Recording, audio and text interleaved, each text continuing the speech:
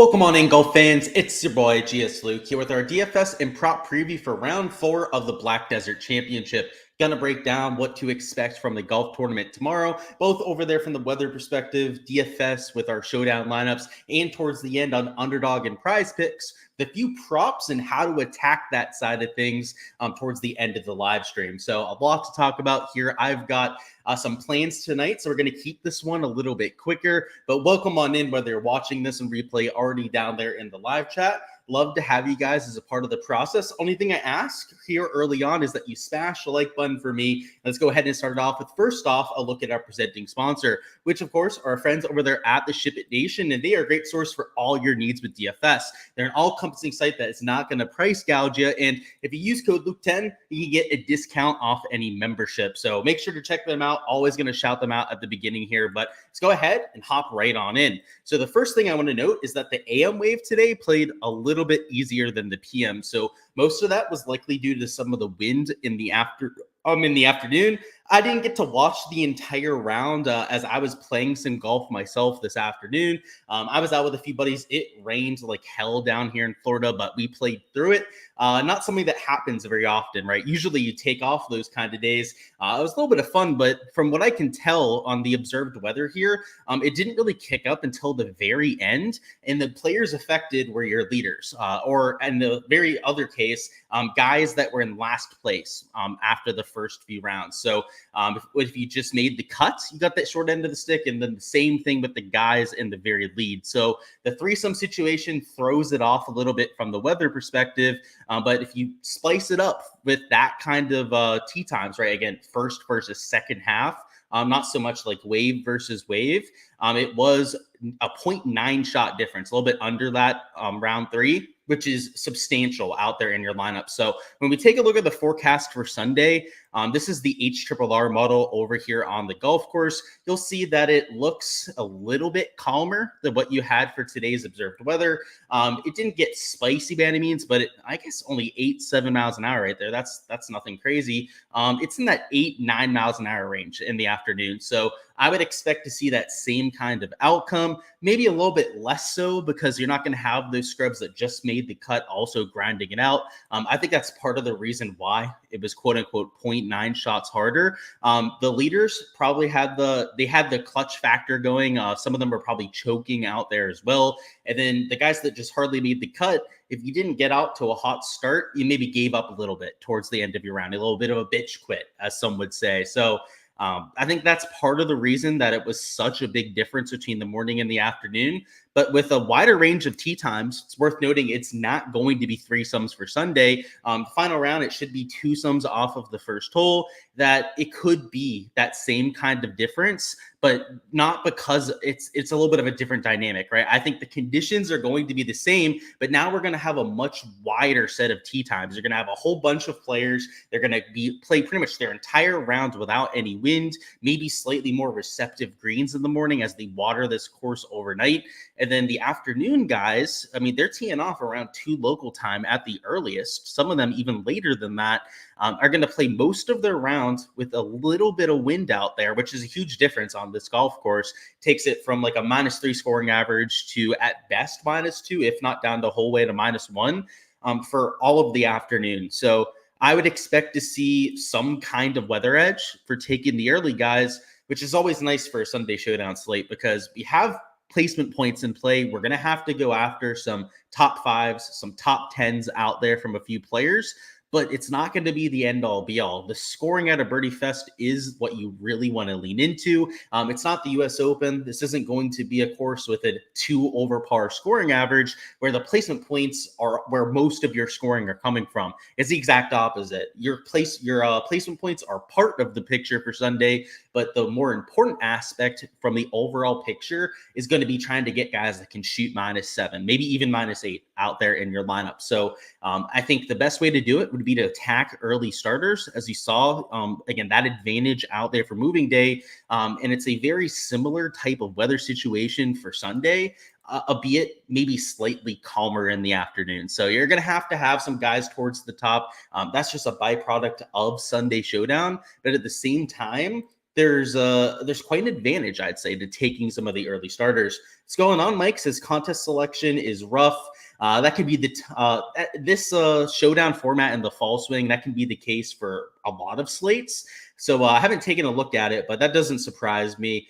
Still some single entries that I like playing in. So I'm a higher dollar single entry guy. So I'm okay with only like 10 to 20 entries because I'm playing with a couple $100. So I guess it depends what your cup of tea is. Definitely not as many large field GPPs. What's going on, Jordan? What's going on, Antonio? Brian down there too. Oh, pin locations. And do they have the right roundup this time is I guess the real question, huh? You got your first showdown win on the UK DFS over on the other site, I'm guessing. So first off, congrats. That's awesome. And he said it would have won the DK contest as well. So you had the absolute nuts on that. First off, congrats. It's always hard to hit the nuts. So if you did so, that's a fantastic job. And congrats on the win. Might not be the 22K, but I'm sure you took down something nice. They did it for round 4. There you go. That would have been funny. All right, let's bring up the sheet. Again, I got to keep this one moving a little quicker just because I've got some plans tonight. And let's talk through a few core plays and value plays. So the idea with the DFS is you're going to have to mix in some chalk. You're going to see a few flag plants towards the top end of the board, but you're also going to have raw scoring. You're just going to have guys that shoot -6 or better. And what you're going to see with a lot of my exposure is I'm looking for players that don't even have a lot of top 3 potential, mostly fringe top 10, maybe top 5 potential if they go out there and have a nuclear round. But I'm more so concerned with their ability to go out there and score.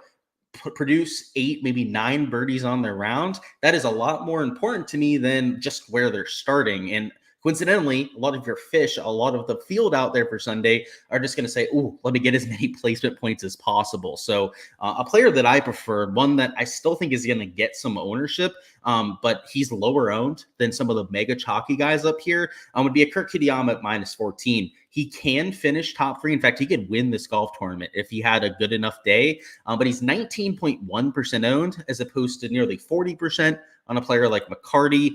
Steven Yeager, also close to 40% ownership himself. So he's a step down from that super chalk, that mega chalk down there in the 9K range. You have to spend up. He is a whole $10,800, but he's also going to change you.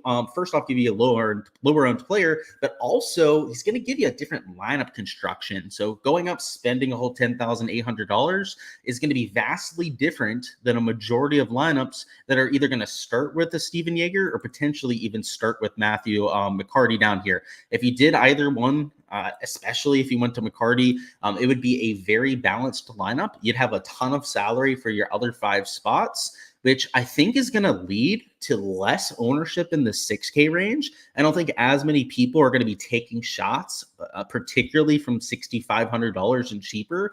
And I think a double spend up, or even starting with a Kurt Kitayama and then taking a McCarty or a Yeager as your second man in, potentially could be, I don't want to say different, because people are going to do that, right? You're not going to be the only one that's taking that kind of combination. I can tell you I'm doing it out there for Sunday, but I think that could be a way to get slightly different off of starting with one of those 2 players. So you can see here that I like McCarty. We'll talk about that here in a second, but 19.1% percent owns Kurt Kitayama. It's all down to the shots gained metrics. In fact, if I go over to Data Golf real quick and tell you guys exactly what he's doing, we'll go to the event average. I'll take a look at his shots gained ball striking to this point. So just select that over there on the table. And he's number 1 in the field in shots gained ball striking, and he's gaining 3.71 shots gained ball striking per round. So just next level stuff. I'll eat a little ownership towards the top end of the board, and it's going to get you, I don't want to say different, but a little bit lower ownership than some of those other chalky players. Let's see. The next man in is going to be Matthew McCarty at 9,300. So he's -19. He's playing solid golf. We knew that he was a high pedigree player with the 3 wins in a short span. It was about a month and a half on the Korn Ferry Tour where he earned all of his PGA Tour status. He wasn't even a full-time player on that before having that winning streak. And he seemingly is continuing that out there on the PGA Tour. So I would say that this is just a high pedigree player. At this point, I'm impressed. I usually wait to see this kind of thing before going out there and jumping on a player. And I'm convinced with the shots gained metrics, he's gaining across all 4 stat categories. The only other player in the field that's doing the same thing is a Steven Yeager, who's -17, who I can't give away too much because as you guys see on here, right, part of it's blacked out. That's what I'm leaving for my Patreon page and for all the Patreons over there and my members on my website. But guys like a Steven Yeager, who's doing the same thing, I mean, gaining across all 4 stat categories, it'd be hard not to want to play him out there in your Sunday Showdown lineup. So McCarty's an example of that, a very sustainable kind of shots gained profile. You can't find a flaw in his game to this point. The one argument you could make, and I think it's a very valid argument, would be that he's a young kid. He hasn't been there before on the PGA Tour. Sure, he won 3 times on the Korn Ferry Tour, but this is the big leagues, right? You're going from the Korn Ferry to the PGA Tour against some absolute killers. You've got Kitayama, you've got English up there, you've got other, even Streelman. Joe Highsmith, can't sleep on him. He's a really good ball striker towards the top end of the board. He's not going to be given this golf tournament. So the argument against him would be, we've never seen him before out there on a Sunday. So I don't want to dismiss that. I'm playing him in spite of that, mostly because I think that he could be that kind of guy. I mean, we saw him win 3 times in a short span. Not many players are even capable of doing that. And then out here on the PGA Tour, he had a decent start at the Sanderson Farms. It wasn't his best week. He just could not make a putt the first 2 rounds. And then now he's competing in his second ever professional start. It's just, it's hard not to be impressed by that. So that's why I'm jumping on the bandwagon. I have to mention, though, Steven Yeager, McCarty here, if you fade either one of these players in the lineup, that's going to give you a ton of leverage. I could see people starting with one of the 2, as we mentioned, or potentially even using these 2 players together. So I would say in a big single entry or some of the higher dollar stuff that a lot of people are just going to jam in a Yeager and McCarty because of the shots gained profile. Your higher dollar stakes players, your pros out there, the people that are putting in thousands of dollars on some of these head-to-heads, those are the kind of players that they love using. So I can just tell you that they'll be a little bit higher road to that kind of format. Lucas Glover at $9,100. He's another ball striking, just guy that's popping over the first few days. So he's number 2 in the field in shots gained ball striking. So coincidentally is a play. And what you'll see, there's a slightly lower ownership number. He's down there in the low teen ownership. And he's -10, so the placement points aren't a massive factor. He's starting at T28, so could sneak into the top 10 conceivably, but he's gaining 3.3 shots gained to ball striking per round, so that's number 2 in the field. Just been absolutely striping it to this point. We bet him outright this week. I thought that this was a good course fit, just not putting well enough. It really hasn't gotten that light to switch on the flat stick. Last tournament, though, at the Sanderson Farms, did have that working, so I don't think it's that out of question for him to go out there and figure it out on the greens. So that's why I'm taking a shot on him out there in a few lineups. Next up, we got Mac Meissner, and just to continue that ball striking trend that I mentioned, if we go over to Data Golf, he is number 4 in the field in shots gained ball striking per round. He's getting 2.2 shots gained ball striking over his first 3 days, and that is only behind Kitayama, Glover, who we already talked about, and then Joel Damon, who is there in 3rd place. So Meissner getting the job done, tee to green, really. He's about neutral there around the green, but losing 1.5 shots gained putting per round. And we know Meissner to be a little bit of a hit or miss putter. He's not consistent by any means when it comes to the greens, but we have seen him have pop rounds out there on the greens. So for 2, sometimes even 3 shots gained putting in a round. And if he does that, marries that up with the tee to green play that we've seen, that would be something like 8-9 under par. So he just needs the putts to drop. He's been setting up plenty of opportunities. And what's really nice about Meissner is that he's around a lot of chalk. And you may say, like, how does that help him, right? How does that make him a better play? He projects well just because of the shots gained metrics, right? That's great to have in your back pocket. The reason why I say he's a better play now is that he's lower owned. He's only 7.3% because you have English there. You've got a Norlander, Harry Hall, Coles, Gim, all these guys that like -12, 13 or better are taking away that ownership from a -8 Meissner. So he's starting earlier. He's getting a better tee time, better conditions because of where he's starting on the leaderboard, and is hitting the ball better than all but 3 players in the field. We've also got a few value plays I'm going to go through, which is just a cheaper core play, for lack of a better term. Daniel Berger here, $7,800, is just a much better player than the price tag. He's a value, just as the name would suggest there. He is 14.9% owned, so I have him getting steam. All of that because of the name recognition, the price tag. People just play guys that are too cheap, but I would argue that he's under-owned for the fact that he's probably $1,000, maybe even $2,000 too cheap.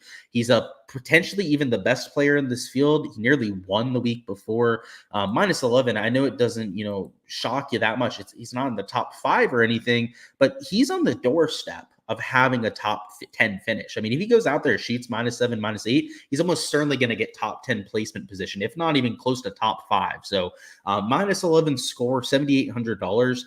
That's why I have some people playing him, and he's 14.9%. But I would argue that he's worth the squeeze because of the price tag. So I'm playing him. He's some chalk that I'm mixing in, just like a McCarty towards the top, right? He's 40% owned. I mean, that's crazy, right? I'm playing the leader, but when you have Sunday placement points, you've got to do that out there in a few spots. But you're going to have guys like Meissner, Lucas Glover, like we've already mentioned, to offset some of that ownership as well. Next up, we've got a slightly lower owned play. I'm not going to call him a diamond in the rough because he is 9.5% owned and down here towards the bottom end of the 7K range, but it's Joseph Bramlett, $7,400. I really like the shots gained ball striking, particularly the approach play out there for Bramlett. So if we take a look at those stats, he's let's see, 1, 2, 3, 4, 5, 6, 7 in the field when it comes to shots gained ball striking, and he's gaining, 1 stroke off the tee and just under a stroke out there approach per round. So if you look at just tee to green, he's actually even better than that. He's a top 3 player in the field when it comes to shots gained tee to green. And just overall, he's that kind of player to begin with. You'd expect that for Bramlett. He's the kind of player that can struggle sometimes on the greens. But just like some of the other players that we've mentioned, you're just hoping to find lightning in a bottle. So I've played a lot of these guys to this point. They haven't killed you in lineups, but for the most part, it's been a lot of like -3, -4s, which is better than the field average. It's not a ceiling performance. So single entries, that kind of thing, they've been more than getting the job done. But I think they have GPP upside for Sunday because in a lot of cases, almost all cases, they're lower owned and they still have that same stat profile. And now it's 3 rounds in.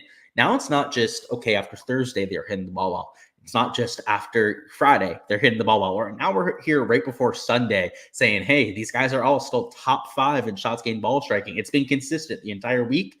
They're a sleeping giant waiting to go off. So that's why I'm committing to these guys. Again, they haven't killed you if you've used them, right? And that's why I've mentioned them in some cases, all 3 showdown streams. It's just that's not common, but I'll ride a guy if the shots gained metrics are going to be that consistent.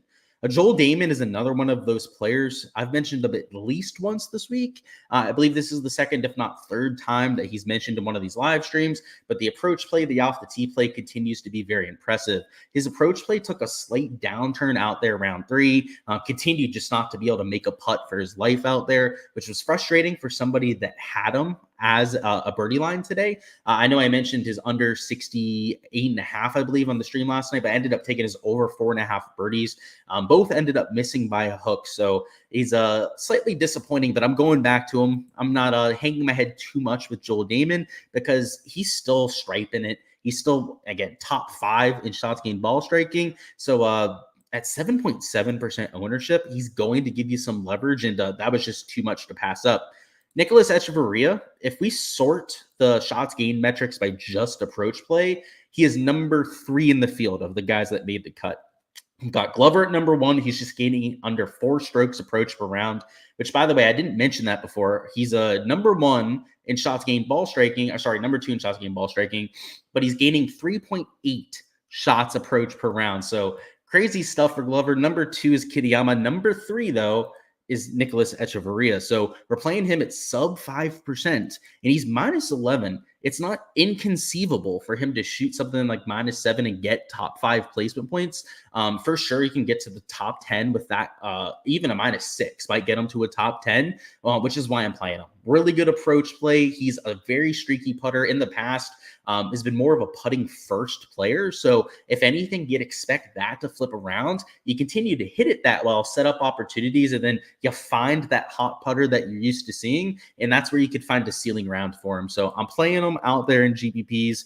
And I believe that's the last play that we're going to go through. So because I've got to get going here, we're probably going to cut it off at that. I'll touch on any questions that you have now. We're going to do a quick little lineup construction segment and then go through props. So let me see if there's anything down there. By the way, if you have a player questions, now is the time for it while I have the projections up.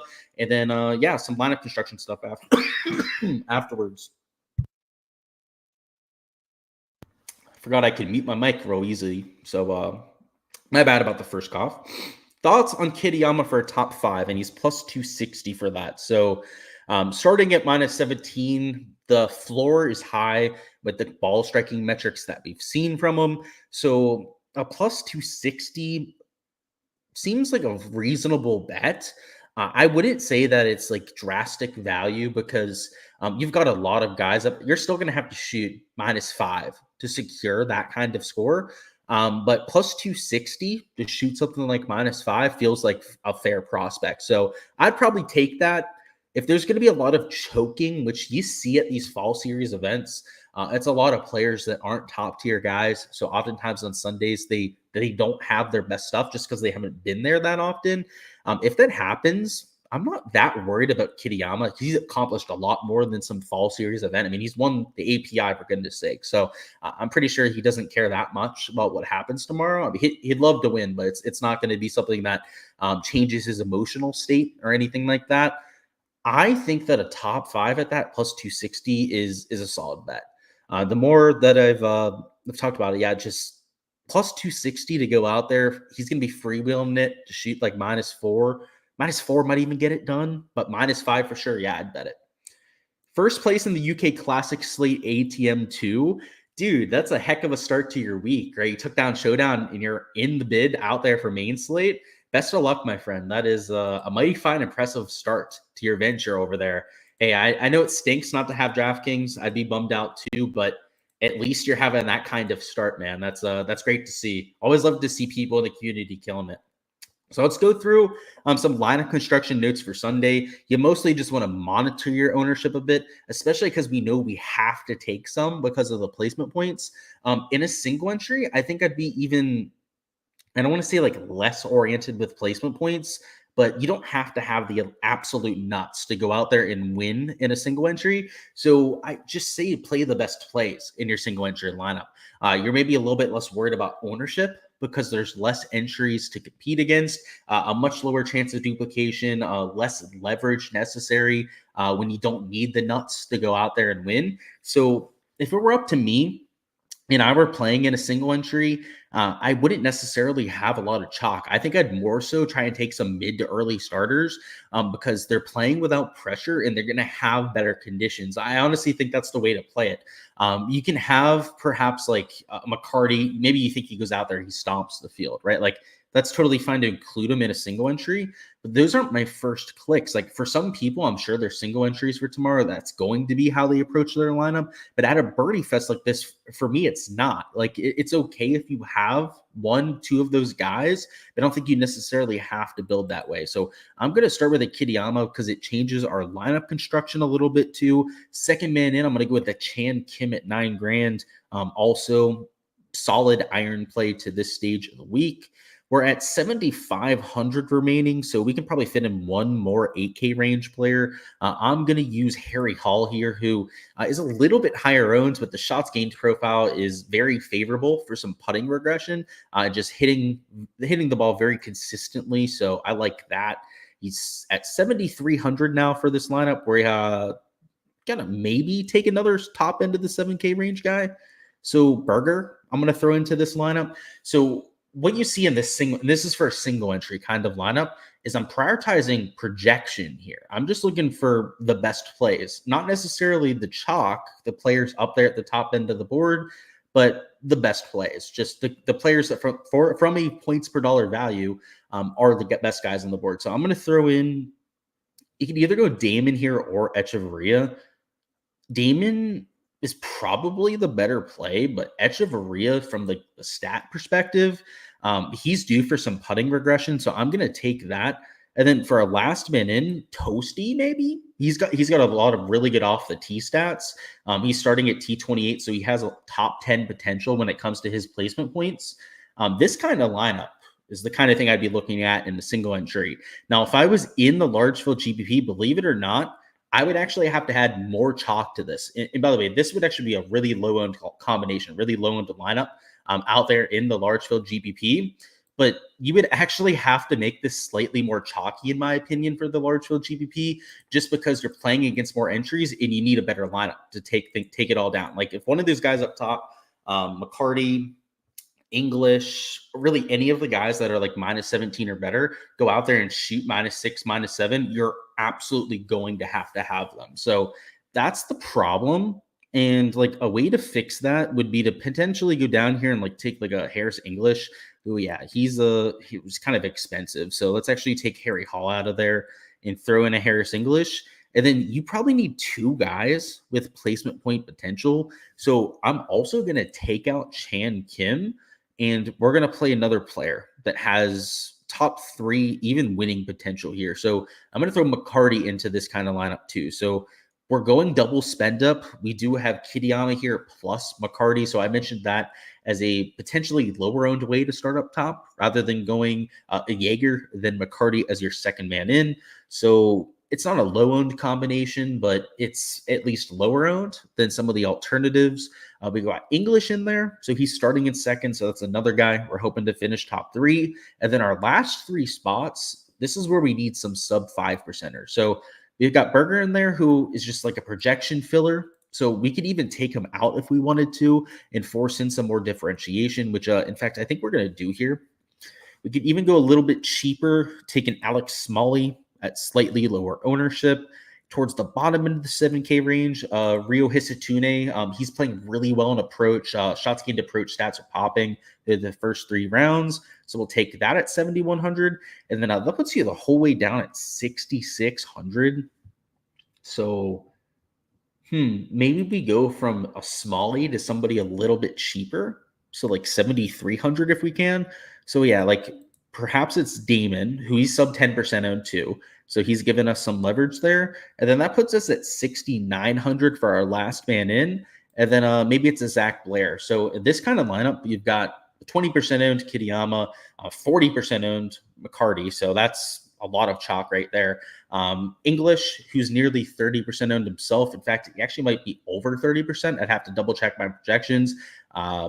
I believe it's a little bit over 30% ownership that we have on Harris English. And then our last 3 players here, though. So we have some chalk up there for sure. First 3 spots, sub 10%, sub 3%, sub 5% out there with Zach Blair to give us the differentiation and the leverage that we're looking for in our lineup. So large field GPP, it's a little bit of a different mindset. Your pivots are maybe even a little bit lower owned, and then you need some chalk. And it's not like the ownership is what you're looking to take there. It's more so that you need the placement point potential to have the absolute nuts. So that's the main difference between a single entry and a GPP kind of lineup. I get that question all the time, and that's the main difference right there, is you're building for a different outcome. Single entry, you just want to play some of the best plays together. It's a little bit more mindless, in my opinion, building a single entry lineup. You just kind of take, if you have a list of like your top 5, 6 plays, you just use those guys, especially if it goes towards the max salary. Whereas GPPs, it's got to be a little bit more thought out. You've got to go after some of those placement points. And that's what I've got out there for the Showdown side. So that's going to be it for the DFS angle. We're going to talk about props now. So if you're here for that, we're going to go ahead and dive on into that. First off, the stat averages. But if you were here for DFS, first off, appreciate you guys stopping by as per usual. Best of luck out there with all of your exposure. And smash the like button if you guys haven't already as well. But let's see. Thoughts on, we already did that. Chan Kim or Glover as a last man in. So that's a tough one. I like both players, Eric.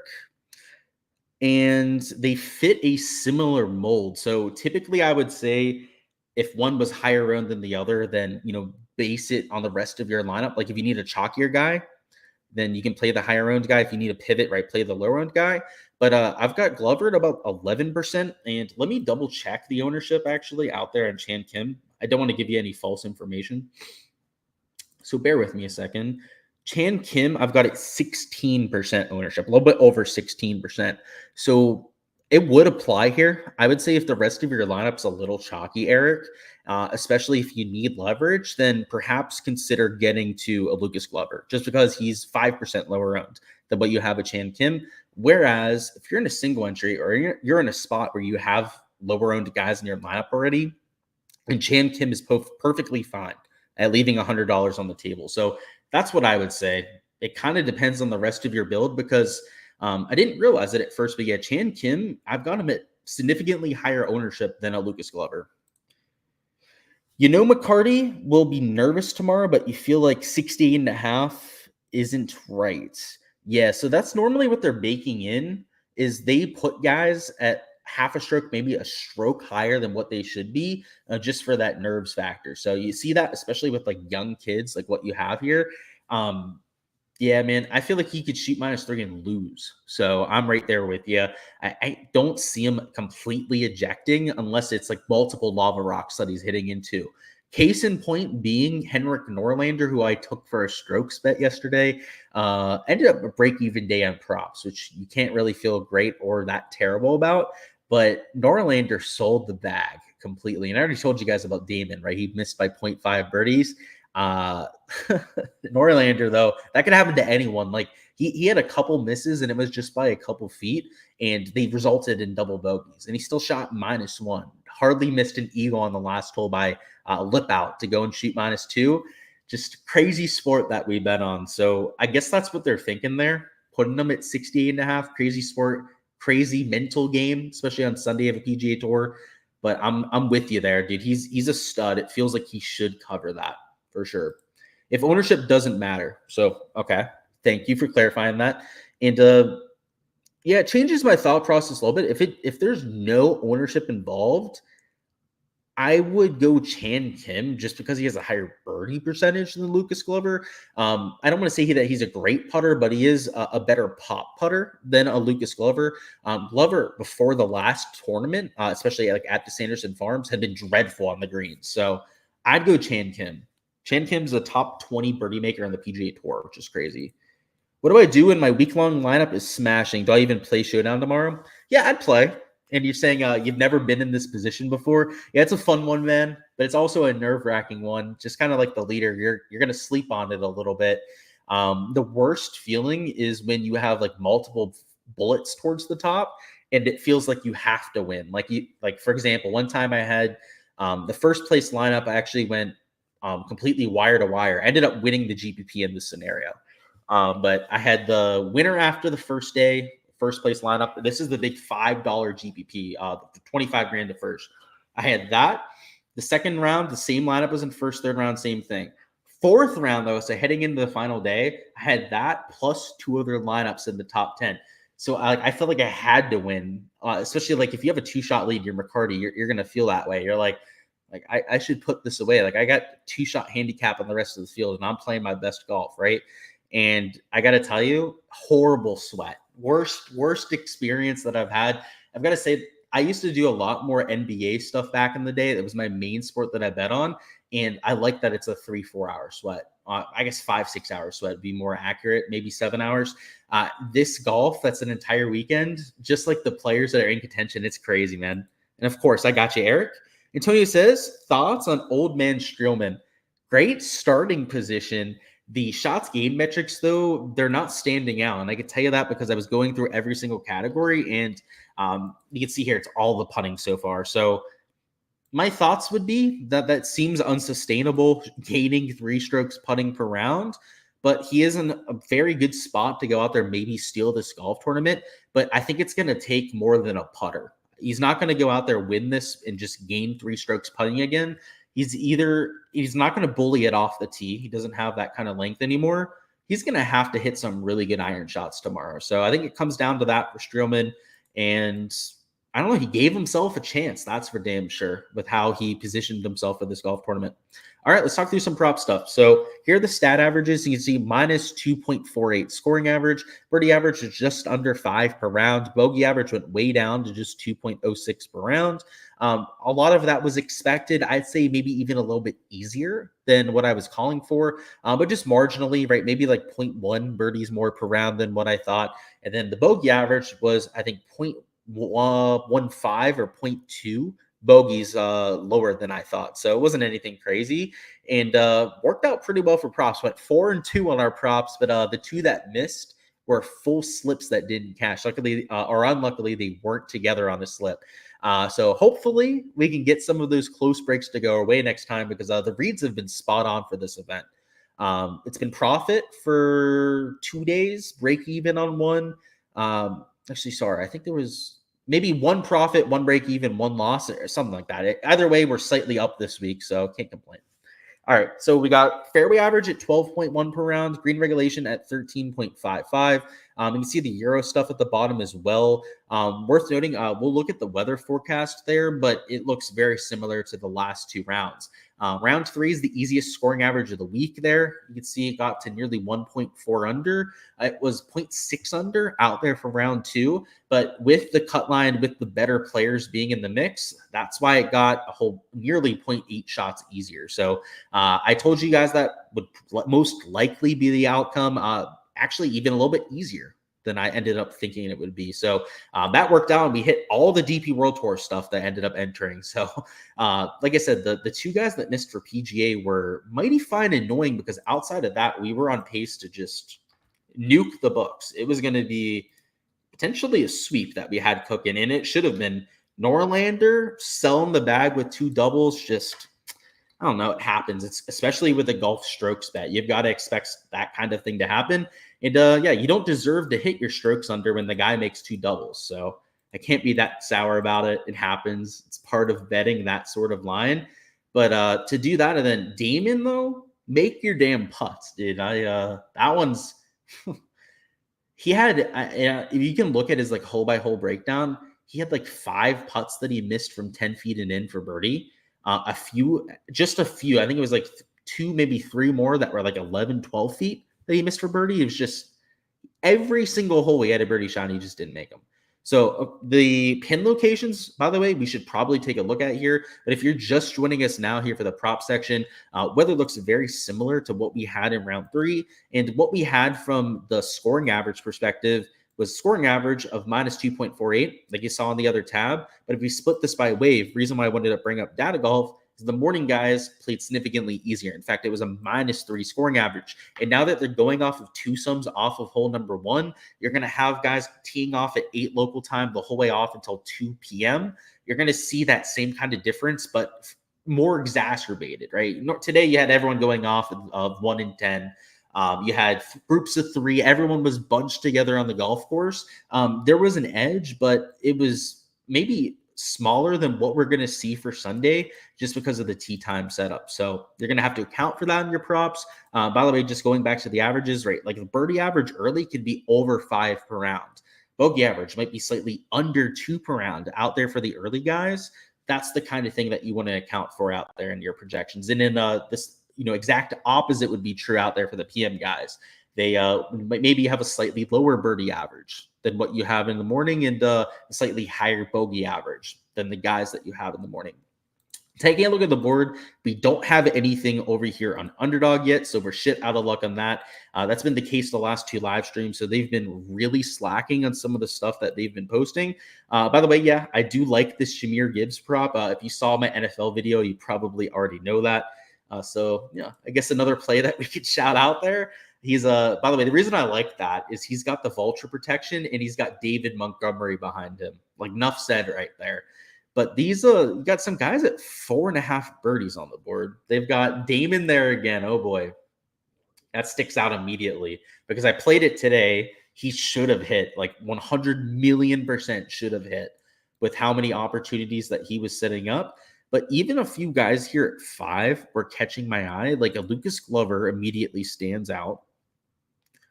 a McCarty at 5 was the main one that stood out there, and a Cole's at 4.5.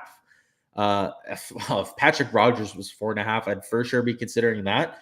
But with conditions supposed to be very comparable from day to day, I guess these pin locations would be the last thing that we should probably check. So let me actually bring that up real quick. I know I think Antonio said that we had them down before. So yeah, we've got the round 4 pin locations up. Let's see what we're working with, because if it's going to be comparable to rounds 1 through 3, as long as it's not completely crazy on every single hole, I think that there's going to be a lot of scoring out there. And I forgot. Yeah, we got to bring out the PGA Tour site as well. So my bad for jumping the gun on the share screen. But here we go. By the way, McCarty, definitely rooting for him tomorrow. He's going to be one to keep an eye on. If he goes out there and he has himself a day, he just might be that guy. So, okay, we're going to do this real quickly, by the way, because like I said, I got to get going. In fact, I should have probably finished the stream by now, but unfortunately, we're not done. So back left pin location, a little bit further back, a little bit of a slope behind it. So that could be sneakily tricky, but I don't think that one is overly hard. Hole number 2, it's on this right side. It is close to these 2 bunkers. So yeah, that's a little bit of a tricky pin. 1 through 4 round 3 were also a little tricky. 3 is over here on the front left, which also has a false front in front of it and no backstop. So 3 is also harder than what you had for the first 3 rounds. 4 is in the back middle. This is a longer par 4. You do have a little bit of a side stop and some backstop action. So that one's, I don't want to call it a birdie hole, but that one's not a bad pin location. Maybe easier than what they had for round 3. 5 is over here in the front right.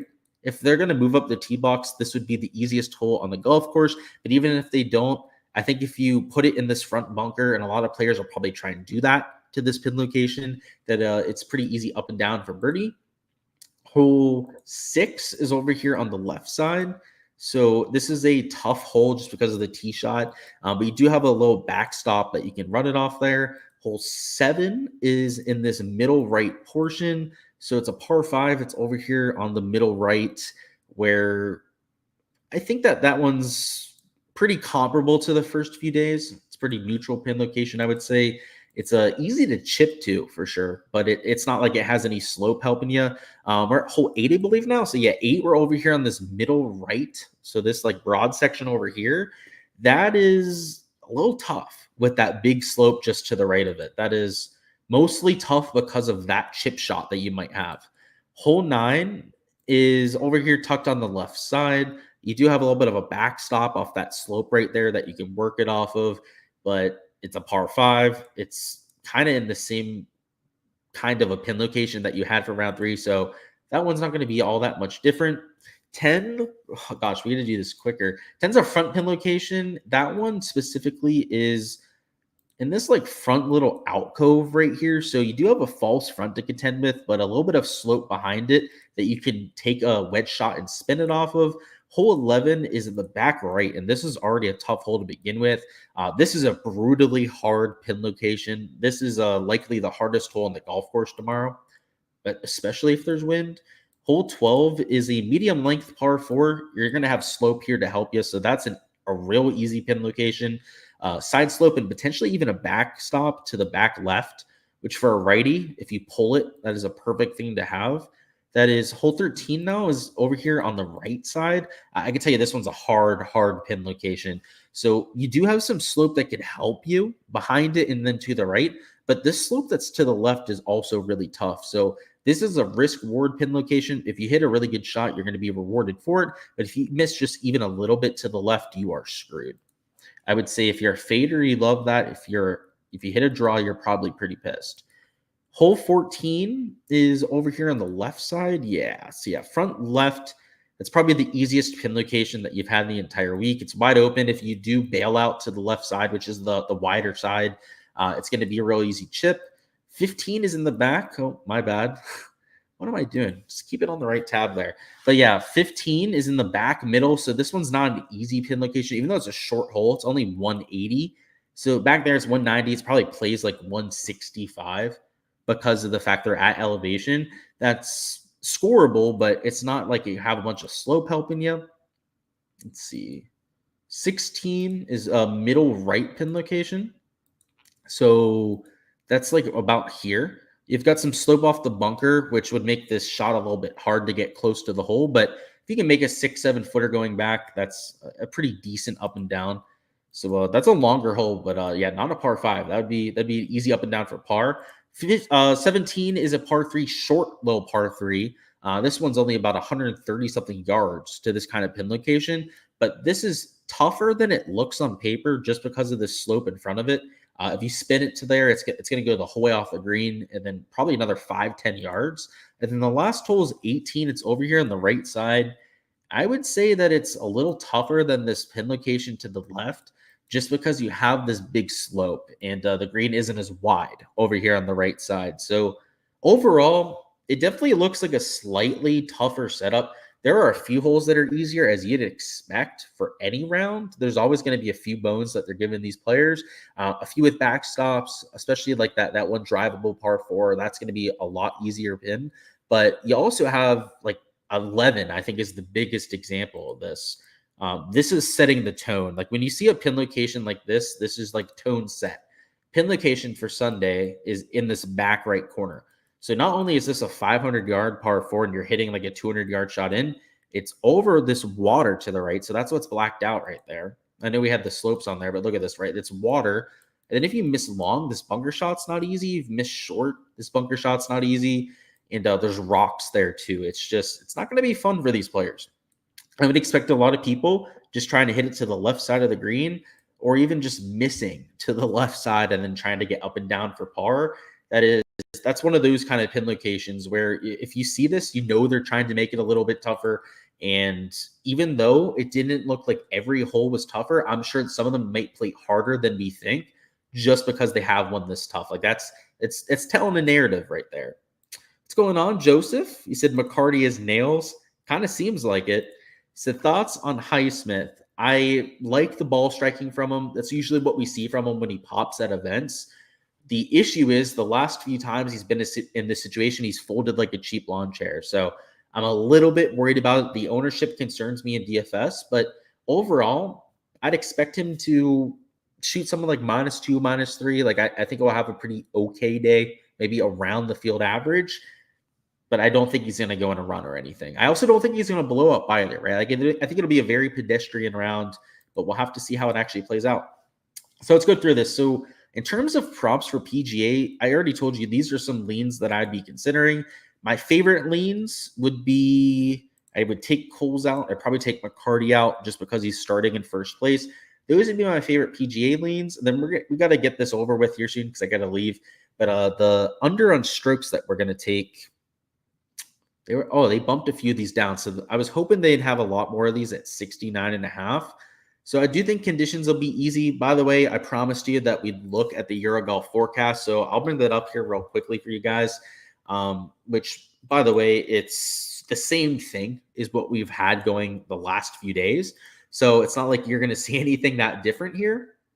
Let's see. Let me bring it up for you guys so you can see what I'm looking at. Okay. Weather. And then, yeah, any other comments, by the way? Yeah, appreciate your time and info. Of course, I appreciate you, man. Come on. My computer, by the way, is running slow as hell. It's kind of annoying. But all right, so you can see the wind at the bottom, 5 to 10 miles an hour the entire day, which the last 2 days had the same exact wind forecast. The temperatures are a little bit lower early. So what that makes me think is that in the early guys, by the way, they're players that are in slightly worse form, are that the players that are in the lead are getting a slightly better set of conditions, I would say, and that the optimal conditions are probably the guys going off around like 10 to 11 local time. So the reason for that is that it's going to heat up around then. It's going to get close to 11 to 13 degrees Celsius. And then you're also going to have those guys in decent form. They're the players that are starting 3, 4, maybe 5 shots back of the lead that I really think are a good spot out there for the Eurogolf side. So let's take a look at that. Let's try and find some of those players. Which, speaking of, let me bring up the leaderboard so I can show you like where that would be. So you want players starting around like 11. and you want them playing free. So you want them starting at least, so the lead's at -13. You want them starting at like -8. So that would be players like Soderbergh there. Who else? Justin Rose is at -8. Same thing with players like Dietrich. There's Nikolai Højgaard. He's -7. Who else? Jordan Smith is also -7. So if we go back to this, birdies could be an option too. Birdie average, by the way, was 4.25 per round, just to refresh our memory a little bit. Jesper Svensson makes a lot of birdies. In fact, why is he at 4? So I really like that prop. The issue becomes is what do I want to pair it with here in the PGA side? 5x for a 3-man is not the best payout, so I'll likely avoid that. But let me see which one we want to do for 3x. Because if we just take one PGA, 1 Euro prop, it gets rid of a multiplier. It just pays us the normal 3x payout that you get for most sports out there. So Joel Damon at 4.5. Birdie average was 4.89 per round. To show you the stats from today, his approach was a little off, but the putter was just dreadful. If you went through his hole-by-hole breakdown, again, you could have guessed this, but Joel Damon lost 0.98 strokes putting. I thought it was closer to like 3 strokes putting with how bad it was. But you can see over here, you gained 1.6 off the tee, was a little bit into the negative in these 3 categories. But if we take a look at the week-long stuff, so the entire event, and sort this by shots gained ball striking, number 3 in the field. So I'm a long-term believer in that. The only category that's negative is the shots gained putting, which we don't even need him to be like a +1, +2. It just needs to be a neutral. If he goes out there and he's just a 0 in that category, he makes 6, 7 birdies on the round. So I think that's going to be what we go with. I still like Glover. Circle back to that. We talked about this earlier with DFS, but he's the number 2 player in the field when it comes to shots gained ball striking. But getting to 6 birdies, which I took Harry Hall to do. I took it over at 5 birdies, and he hit that for us out there. It's just a little. It's a completely different thing than just getting to 5 birdies. So let's take Joel. I'm running it back. He hooked us today, but he really shouldn't have if you take a look at his hole by hole stuff. So it'll be these 2 for the slip for the stream, and we'll see if they have anything here in Underdog, but I don't think that they have it posted yet. So of course, for the spreadsheet that you guys saw before, that of course is posted on my Patreon page. Check that out in the link in the description of the video. And then for all the slips I'm taking on Underdog and anything I add on Prize Picks, which you can tell, right? I like a lot of other stuff here on the PGA board. There's other stuff here in Eurogolf I'll be adding as well. Make sure to check out the Patreon page for that too. So that's all I've got out there for round 4. I appreciate everyone stopping by as usual, all the support here on the channel as well. Hope best of luck with everything that you guys are entering. Hopefully you have a takedown for us, cash out on those prop slips, and I'll see you guys for all the rest of the content throughout the rest of the year.